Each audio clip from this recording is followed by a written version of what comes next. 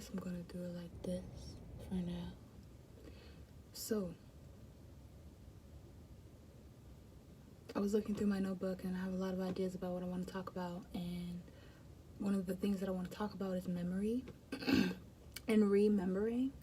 And like the first thing that I want to say is like memory, or like to member something is like to like arrange or like put together, and so like to remember is to like rearrange or re-put together this like abstract energy that is stored in your body, like the emotions that you felt and stuff like that, like stored all over your body. Like you're regathering and recollecting the information and the data from that moment in time, and your body is summoning that information. It's summoning that information for you to have access to, and then that's remembering. And some of the memories that I have that I think are pretty cool and I want to share are memories of really old days, memories of that are more abstract, and like memories like from Atlantis and stuff. So like my first memory that I'm gonna share is like I was in meditation, I guess you could say, or just kind of like enjoying my life. Really, I was like in flow.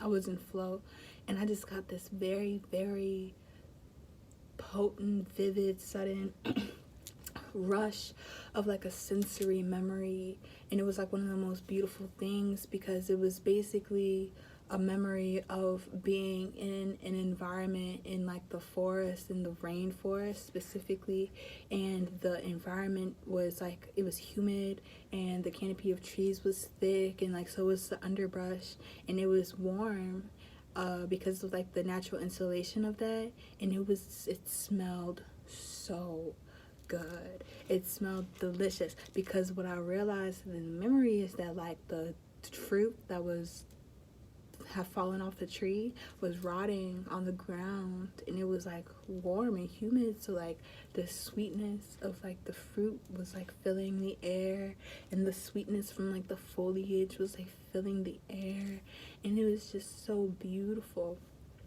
And that was like a memory that came to me in my waking life. But when I go to sleep and dream, I have a recurring dream environment where the air is so thick with pollen, it literally looks like yellow gold dust. And when I breathe in this dream, it's always thick. It's always very thick. Like I feel like I can't breathe, but I'm breathing like real oxygen. I'm breathing thick, like real, like all of the things that are supposed to be occurring in nature, and all of the, all of the processes, the pollen, the fucking, the things that are decaying, and the gases that they're giving off, the waste that's decaying and giving off, and like then the gases that those things form, and then the insulate, like all of that is supposed to give the air a certain quality. And in my dream, I can recreate the quality of the air, but my body innately knows that in my waking life, in this dimension, that's not the air quality here. And so I perceive it as thicker or as harder to breathe. Another memory I have is I remember swimming. Like whenever I think about Atlantis, I was like meditating to see if I'm from Atlantis or anything like that, or to see if I have any soul ties or soul connections to Atlantis. And the one brief memory that I get from if I had anything to do with Atlantis is being one of the humans, or one of the beings in Atlantis who like ventured off into the ocean a lot to bring back information about what was going on. And that led me to like have this kind of structure around how Atlantis was like set up in a way because our relationship with animals in the sea, and our relationship with animals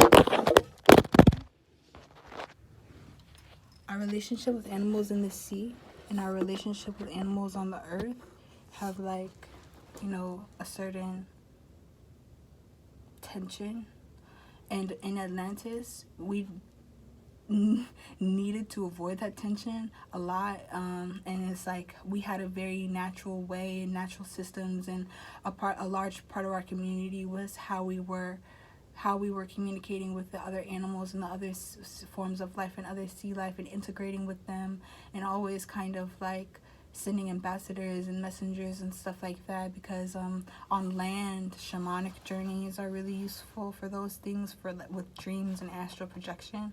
But in Atlantis, because we're in the water, our astral bodies, or what we perceive on land as our astral bodies, it's not like that in Atlantis. Like, you perceive all of that energy as your physical. And also because we're in the water, it's so much more sensitive. So it's like a lot of balance had to be kept, a lot of communicating, a lot of like and the animosity that broke out. Like, I also have these memories of just like things being torn apart, and like carnage, and like not like it just got really ugly. I guess like the houses were empty and stuff like that, and like I don't know. That's pretty much what I remember about Atlantis. I remember going out, and I remember like talking to whales, or like at least like communicating with them and stuff like that. And then I remember like a breakdown, but that's all I remember. And then the third memory that I wanted to share was the memory of well, it wasn't this one isn't so much a memory. I just have a very strong feeling, and this is just a recreation in my head, and I think that it stemmed from after like seeing Us, because Us was talking about the first man, the first woman, the first child, the first everything, and like in that story that she told, it was extremely dark. It was like, you know, Pluto was like ripped from the first woman, and the first man to make love, you know, to have intercourse with the first woman, like he wasn't gentle, you know what I'm saying? And that was very real. Like that touched me, that it resonated with me. I guess it hit me.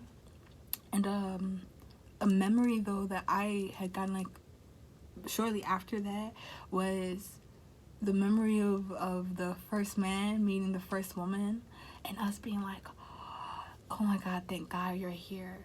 Like, thank God I found you. Like, that's what I remember about meeting the first man for the first time. Like, because I feel like evolutionarily speaking, even if our spirits and our souls, we knew and everything like that on the physical level, on the physical, I feel like, you know, man was created at some point, and the female was his counterpart, and like that evolution was a little bit like separate or like divergent, like it wasn't completely all together with one another. And then once one found the other and like made it together, like it was beautiful, and it was just like, thank God, because all of these other animals are around here, and I've been so afraid, I've been so scared, and it's just like, but you, like, I recognize you, like, I feel you, I see you.